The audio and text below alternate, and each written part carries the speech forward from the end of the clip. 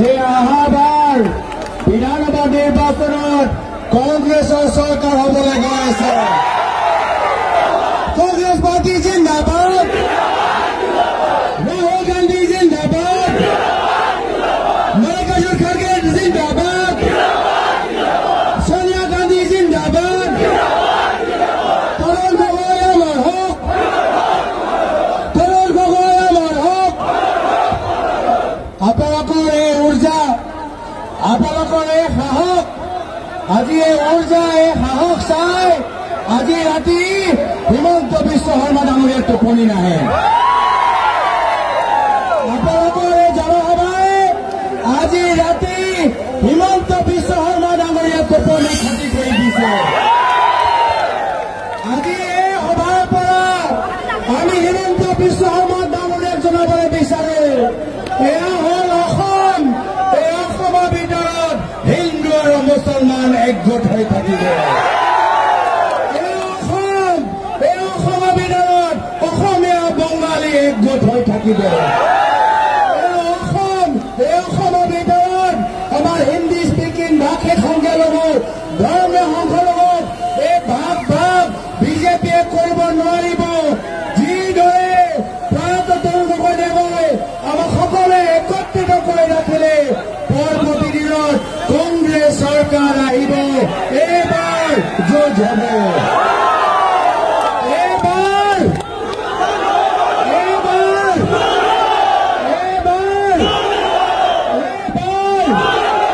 আজি এই দিনটোত অসমৰ প্ৰত্যেক বুথৰ ভিতৰত কংগ্ৰেছ দল মানুহৰ ওচৰত গৈ তেওঁলোকৰ সমস্যা শুনি আমি অনলাইন পৰ্টেলত ৰেকৰ্ড কৰিছো আৰু আমি কথা দিছো, অহা বছৰ যেতিয়া কংগ্ৰেছৰ চৰকাৰ আহিব প্ৰথমতে আমি দুখীয়া মানুহৰ সমস্যা আমি সমাধান কৰিম। এয়া হ'ল কংগ্ৰেছ দলৰ পৰিচয়। আমি আদানী আম্বানীৰ দল নহয়, আমি ধনী মানুহৰ দল নহয়, আমি দুখীয়া মানুহৰ দল। আমি দুখীয়া মানুহৰ দল আৰু দুখীয়া মানুহৰ বাবে আজি কংগ্ৰেছ দল যুঁজিব।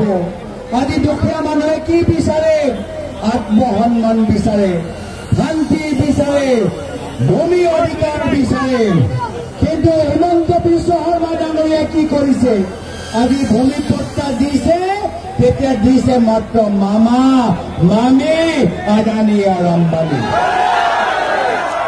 পৰৱৰ্তী দিনত কংগ্ৰেছৰ যেতিয়া চৰকাৰ আহিব, মামা মামী আদানী আম্বানীৰ মাটি আমি দুখীয়া মানুহৰ মাজত বিতৰণ কৰিম।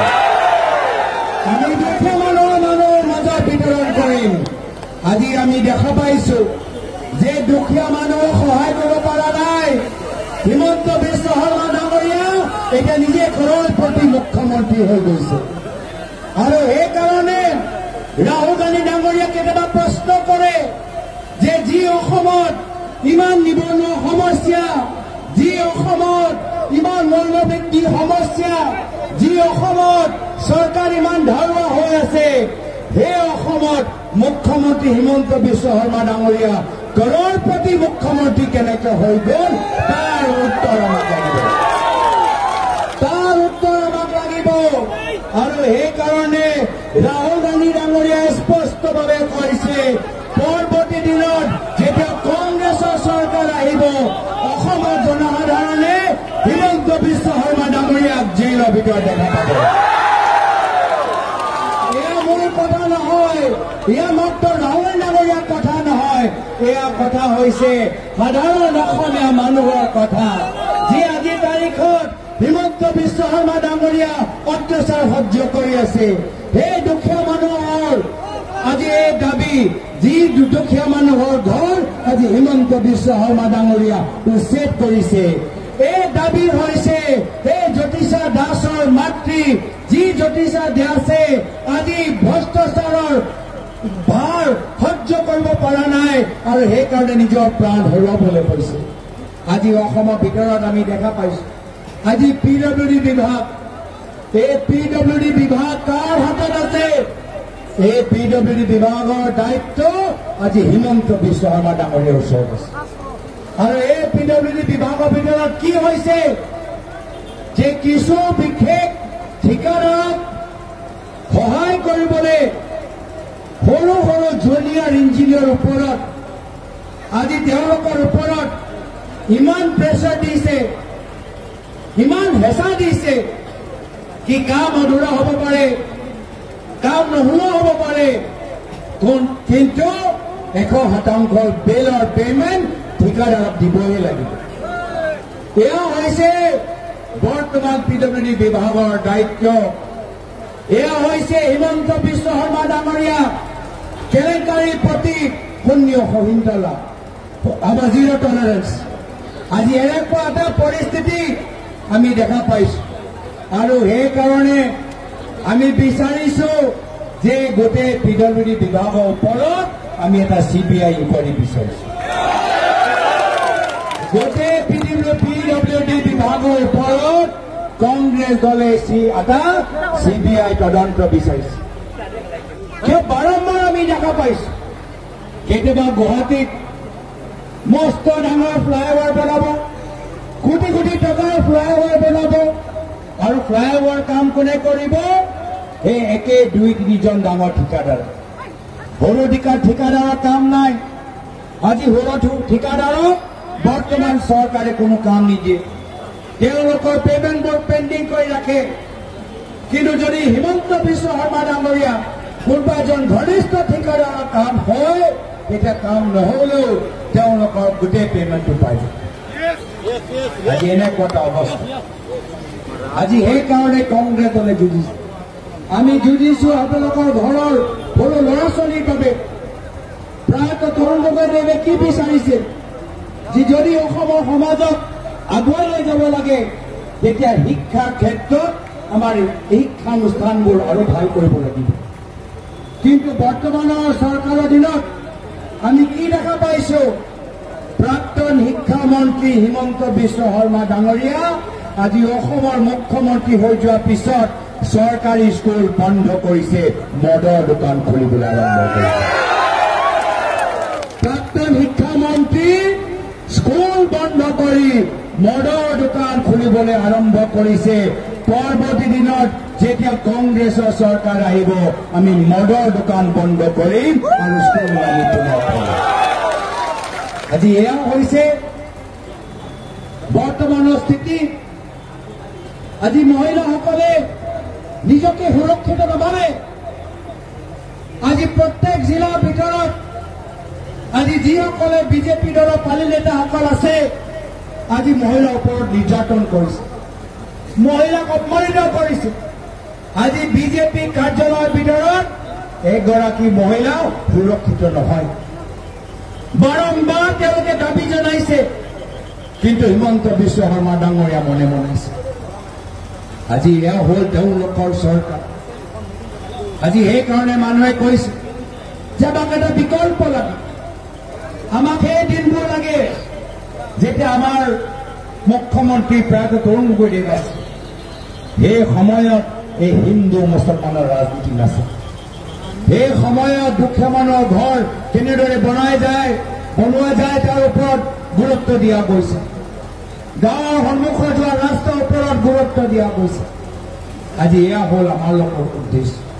আমি বিচাৰো যে যুৱকসকল উচ্চ শিক্ষাৰ ক্ষেত্ৰত ভাল ভাল সুবিধাবোৰ পায়। আমি বিচাৰো গাঁৱৰ ভিতৰত চিকিৎসাৰ ক্ষেত্ৰত আপোনালোকে আৰু সুবিধাবোৰ পাওক। আজি তাৰিখত আজি জল জীৱন আঁচনিৰ আমি পাইপবোৰ দেখা পাইছো, কিন্তু মাত্ৰ পাইপহে আছে, খোৱা পানী নাই। পাইপ আছে, খোৱা পানী নাই। কিয়? আজি তেওঁলোকে মাত্ৰ আজি পইচা লুটিবলৈ বিচাৰে, পইচা লুটিবলৈ বিচাৰে, মাটি লুটিবলৈ বিচাৰে।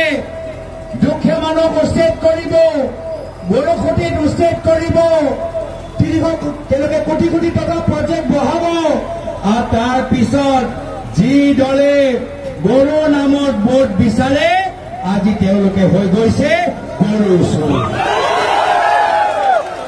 যিসকলে গৌ মাতাৰ নামত ভোট বিচাৰে, আজি তেওঁলোকৰ মানুহবোৰে অসমৰ ভিতৰত গৰুৰ চিণ্ডিকেট চলাই আছে। তেওঁলোকৰ ওপৰত একো একশ্যন নলয়। আজি হেয়া দুখৰ কথা যে আমি ইণ্ডাষ্ট্ৰী বহাবলৈ বিচাৰোঁ, আমি থলুৱা আমাৰ ব্যৱসায় কৰা মানুহক আমি সহায় কৰিবলৈ বিচাৰোঁ, কিন্তু আজি অসমৰ ভিতৰত কোনো থলুৱা উদ্যোগ কৰা ব্যৱসায়ীৰ কাৰণে স্থান নাই। আজি অসমৰ ভিতৰত যদি উদ্যোগ চলি আছে মাত্ৰ সিন্ডিকেটৰ উদ্যোগ চলি আছে। কয়লা সিন্ডিকেট, বালি সিন্ডিকেট, পাথৰৰ সিন্ডিকেট আৰু আটাইতকৈ বেছি হাইলাকান্দি বাৰাকৰ সুপাৰী সিন্ডিকেট চলি আছে। সুপাৰী সিন্ডিকেট চলি আছে। এটা ট্ৰাকৰ পৰা ক'ৰবাত 5 লাখ টকা লৈছে, ক'ৰবাত 10 লাখ টকা লৈছে, ক'ৰবাত 15 লাখ টকা লৈছে, কিন্তু কোনো তদন্ত হোৱা নাই, কোনো CID কেছ নাই, কোনো CBI কেছ নাই, কোনো ইনকাম টেক্স কেছ নাই। কিয় এই গোটেইবোৰ পইচা দিছপুৰ এটা বিশেষ মন্ত্ৰীৰ ওচৰত গৈ আছে। দিছপুৰত থকা ভিতৰত এজন বিশেষ মন্ত্ৰী ঘৰত আজি বাৰাকৰ কয়লা, বালি, সুপাৰী, শিলৰ সিন্ডিকেটৰ পইচাবোৰ গৈছে। আজি সিন্ডিকেটৰ ট্ৰাক বাৰাকৰ ইমান চলি আছে যে আজি ৰাস্তা দলংবোৰ বেয়া হৈ গৈছে। আজি গেমনৰ দলং আজি বেয়া হৈ গৈছে। সেইদিনা ক'ৰবাত কোনটো দলং ভাঙি গ'ল যে বাংলাপাৰা দলং, গেমন ব্ৰিজ, এনেকুৱা ঢেৰ উদাহৰণ যে আজি সিন্ডিকেটৰ বাবে আজি বাৰাকৰ অৱস্থা নাই। আজি আমি হাইলাকান্দি লৈ আছো। হাইলাকান্দিৰ ভিতৰত বহুত কৰিবলগীয়া কাম আছে। এই হাইলাকান্দিয়ে জিলায় মহান মহান পুৰুষক জন্ম দিছে। প্ৰয়াত বৰিশংকৰ ৰায়, প্ৰয়াত সন্তোষ ৰায়, প্ৰয়াত আব্দুল মোহন মজুমদাৰ দেৱ, এনেধৰণৰ মহান মহান পুৰুষক এই হাইলাকান্দি জিলায় জন্ম দিছে। কিন্তু আজিৰ তাৰিখত গোটেই হাইলাকান্দি আজি য'ত 3টা সিট আছিল, এই বিজেপি চৰকাৰে আপোনালোকৰ ৰাজনৈতিক শক্তি বৃদ্ধি হোৱা নিবিচাৰে, সেইকাৰণে 3টা সিটৰ পৰা এটা সিট তেওঁলোকে কাঢ়ি লৈ গৈছিল। সেয়া হ'ল তেওঁলোকৰ উদ্দেশ্য যে হাইলাকান্দি মানুহক দুৰ্বল ৰাখিবলৈ বিচাৰে, হাইলাকান্দি মানুহক দুখীয়া ৰাখিবলৈ বিচাৰে। কিন্তু আজি মই ইয়াত আহিছো আৰু আপোনালোকৰ মাজত আজি কথা কওঁতে মই আজি সাহস পাইছো আৰু আজি এই সভাৰ পৰা আমি ক'ব পাৰো যে অহা বছৰ বিধানসভা নিৰ্বাচনত 2টা সিট কংগ্ৰেছলৈ দখল কৰিব, 2টা সিট কংগ্ৰেছলৈ দখল কৰিব। কিন্তু তাৰ বাবে আমাক কষ্ট কৰিব লাগিব। হাতত বেছি সময় নাই, মাত্ৰ 8-9 মাহ। এই 8-9 মাহ দিনে ৰাতি আমাক কষ্ট কৰিব লাগিব। য'ত ভাল আছে তাত আৰু ভাল কৰিব লাগিব, কিন্তু সময় তাত বেছি দিব লাগিব য'ত অৱস্থা ইমান ভাল নহয়। য'ত সংগঠন ভাল আছে তাত সেই সংগঠনত আৰু বহল কৰিব লাগিব, কিন্তু বেছি জোৰ তাত দিব লাগিব য'ত সংগঠন অলপ কম। আৰু সেইকাৰণে আজি আমাক প্ৰদেশ কংগ্ৰেছৰ ফালৰ পৰা যিমান কষ্ট কৰিব লাগে আমি কষ্ট কৰিবলৈ প্ৰস্তুত। সংগঠনটো যিমান শক্তিশালী কৰিব লাগে আমি কষ্ট, ত্যাগ আৰু বলিদান কৰিবলৈ আমি প্ৰস্তুত। আপোনালোকে এই বৰাক অঞ্চলত, এই হাইলাকান্দি জিলাত আপোনালোকে স্থানীয় বিজেপিৰ লগত যুঁজি থাকক। দিছপুৰত মই হিমন্ত বিশ্ব শৰ্মা ডাঙৰীয়াৰ লগত যুঁজিম।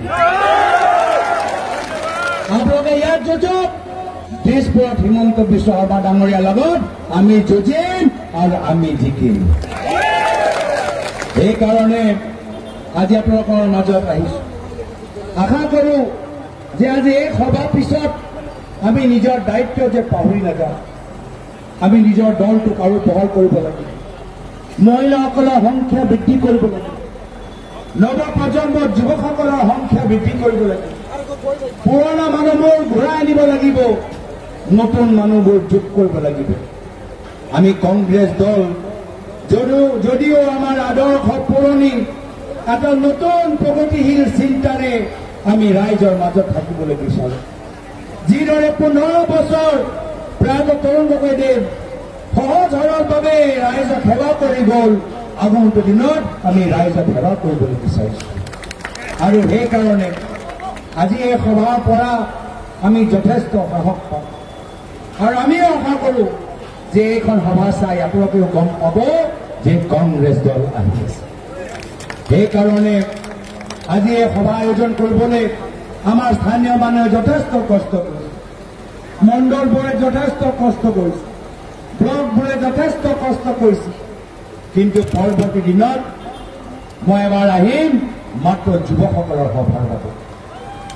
মই এটা সভাত মাত্ৰ যুৱকসকলক দেখিবলৈ বিচাৰোঁ। আকৌ ভৱিষ্যত আহিম এটা সভাত মাত্ৰ মহিলাসকলক মই দেখিবলৈ বিচাৰোঁ। আকৌ আমি আহিম আৰু আমাৰ এই টাউনত মাত্ৰ বয়োজ্যেষ্ঠসকলৰ লগত আমি বহু মত বিনিময় কৰিবলৈ বিচাৰোঁ। যিদৰে বহুত মৰম প্ৰয়াত তৰুণ গগৈদেৱে কৰিছিল, বৰাকৰ অঞ্চলৰ বাবে বিশেষ পেকেজৰ ঘোষণা কৰিছিল। আমি একে আদৰ্শ লৈ আমি বৰাকৰ ৰাইজক আগন্তুক দিনত আমি মৰম কৰিবলৈ বিচাৰোঁ। কিমানবোৰ সমস্যা আছে, আজিও দ্বিমতৰ সমস্যা ডাঙৰ সমস্যা। প্ৰয়াত তৰুণ গগৈদেৱে সদায় কৈছিল যে আমি দ্বিমতৰ সমস্যা সমাধান কৰিব লাগিব। ভোটৰ তালিকাত আজি বহুত মানুহে ভোট দিছে, তেওঁলোকৰ সাংবিধানিক অধিকাৰ আমি সুৰক্ষিত কৰি ৰাখিব লাগিব। কিন্তু আজিৰ তাৰিখত বিজেপি দলে কি কৰিছে? যিসকলে বিজেপিৰ বিৰুদ্ধে ভোট দিয়ে আজি তেওঁলোকৰ নাম ভোটৰ লিষ্টৰ পৰা কৰ্তন কৰিবলৈ বিচাৰিছে। আজি এয়া হৈছে তেওঁলোকৰ উদ্দেশ্য। আজি বিহাৰৰ ভিতৰত কি কৰিছে তেওঁলোকে? যে যিসকলে বিজেপিক ভাল নাপায় ভোটৰ তালিকাৰ পৰা তেওঁলোকৰ নাম কৰ্তন কৰিবলৈ বিচাৰিছে। সেইকাৰণে আমি সকলোৱে সতৰ্ক হ'ব লাগিব, আমি সকলোৱে সজাগ হ'ব লাগিব। আজিৰ পৰাই আমাৰ নিজৰ নাম ভোটৰ তালিকাত থাকক, তাৰ বাবে নিজৰ ভোটৰ তালিকাৰ দায়িত্ব ল'ব লাগিব। আমি যদি সকলোৱে নিজৰ নিজৰ ভোটৰ তালিকাৰ পৃষ্ঠাৰ দায়িত্ব লওঁ, তেতিয়া আমি পৰৱৰ্তী দিনত নিজৰ ভোটৰ তালিকাৰ ভিতৰত নিজৰ অধিকাৰ আমি সুৰক্ষিত ৰাখিব পাৰিম। আৰু কংগ্ৰেছ দলে সহায় কৰিব। কংগ্ৰেছ দল আগন্তুক দিনত প্ৰত্যেক জিলাত প্ৰত্যেক ব্লকৰ ভিতৰত আমাৰ ভোটাৰসকলক সজাগ কৰিবলৈ এটা শিবিৰ পাতিব। আমি ভোটৰ এৱেৰনেছ কেম্প পাতিম। আমি লিগেল চেল যোগেদি যিসকলৰ নাম আজি কিবা কাৰণত ভোটৰ তালিকাত নাই, আমি ভাৰতীয় নাগৰিকৰ তেওঁলোকৰ সেই অসমীয়া মানুহবোৰক ভোটৰ তালিকাৰ ভিতৰতে তেওঁলোকৰ নাম অন্তৰ্ভুক্ত হয়, তাৰ বাবে আমি সহায় কৰিম। এটাও ভাৰতীয় নাগৰিকৰ, এটাও অসমীয়া মানুহৰ ভোট দিয়া অধিকাৰ আমি বিজেপি দলটোক কাঢ়ি লৈ যাবলৈ নিদিওঁ। আমি বিজেপি দলটোক কাঢ়ি লৈ যাবলৈ নিদিওঁ। আজি সেইকাৰণে ৰাহুল গান্ধী ডাঙৰীয়াই কৈ আছে যে যিসকল কেন্দ্ৰীয় নিৰ্বাচনী আয়োগত বহি থকা বিষয়াবোৰ আছে, যদি তেওঁলোকে ভাবে যে অন্যায় কৰি তেওঁলোকৰ অসমৰ জনসাধাৰণক, বিভিন্ন ৰাজ্যৰ বিহাৰ পশ্চিমবংগ জনসাধাৰণক আজি অত্যাচাৰ কৰিব, পৰৱৰ্তী দিনত যেতিয়া কংগ্ৰেছৰ চৰকাৰ আহিব আমি সেই চৰকাৰী বিষয়ৰ ওপৰত আমি একশ্যন ল'ম। আমি সেই চৰকাৰী বিষয়ৰ ওপৰত আমি একশ্যন ল'ম। সেইকাৰণে আপোনালোকে ভয় নকৰিব। ৰাহুল গান্ধী ডাঙৰীয়া সদায় এটা কথা কয়, ডৰো মত, ডৰো মত। আমাৰ এই 8 মাহৰ ভিতৰত বিজেপিয়ে যথেষ্ট অন্যায় কৰিব, অত্যাচাৰ কৰিব, কিন্তু মোৰ বিশ্বাস যে অসমৰ জনসাধাৰণৰ হিমন্ত বিশ্ব শৰ্মা ডাঙৰীয়া অন্যায় আৰু অত্যাচাৰ সহ্য কৰা সেই শক্তি আমাৰ জনসাধাৰণৰ ওচৰত আছে। ইমান দুৰ্বল আমাৰ অসমৰ জনসাধাৰণ নহয়। এই অসমৰ জনসাধাৰণৰ লগত কংগ্ৰেছ দলে থিয় দিছে, আৰু যেতিয়ালৈকে কংগ্ৰেছ দল অসমৰ দুখীয়া ৰাইজৰ লগত আছে, কোনো হিমন্ত বিশ্ব শৰ্মা ডাঙৰীয়া আমাৰ জনসাধাৰণক ক্ষতি কৰিব নোৱাৰে। সেইকাৰণে হাতত মাত্ৰ 8 মাহ, প্ৰত্যেক বুথত দলটো শক্তিশালী কৰক। প্ৰত্যেক বুথত কংগ্ৰেছ দলটোক আপোনালোকে বিজয় ৰাস্তাত আগুৱাই লৈ যাওক। মই বিশেষ কোনো দীঘলীয়া নকৰোঁ। বহুত সময়ৰ পৰা আপোনালোকে আমাৰ সভাত উপস্থিত আছে, আপোনালোকৰ দূৰ দূৰণিৰ পৰা আহিছে, আপোনালোকৰ নিজৰ ঘৰলৈ যাব লাগে। মই সকলোকে নিজৰ আন্তৰিক মৰম আৰু শ্ৰদ্ধা নিবেদন কৰিছোঁ। সকলৰ ঘৰৰ উজ্জ্বল ভৱিষ্যৰ বাবে মই কামনা কৰিছো। সকলৰ ল'ৰা ছোৱালীবোৰ ভালদৰে ডাঙৰ হওক, ভাল চাকৰি পাওক, সেয়া কামনা কৰি আজি সভাত সকলোকে মই আজি বিনম্ৰভাৱে শ্ৰদ্ধা নিবেদন কৰি ইয়াতে নিজৰ সমূহ সামৰিছো। ধন্যবাদ। জয় হিন্দ, জয় অসম। ধন্যবাদ। আসাম প্ৰদেশ কংগ্ৰেস কমিটিৰ সম্মানিত সভাপতি আসামেৰ গৌৰব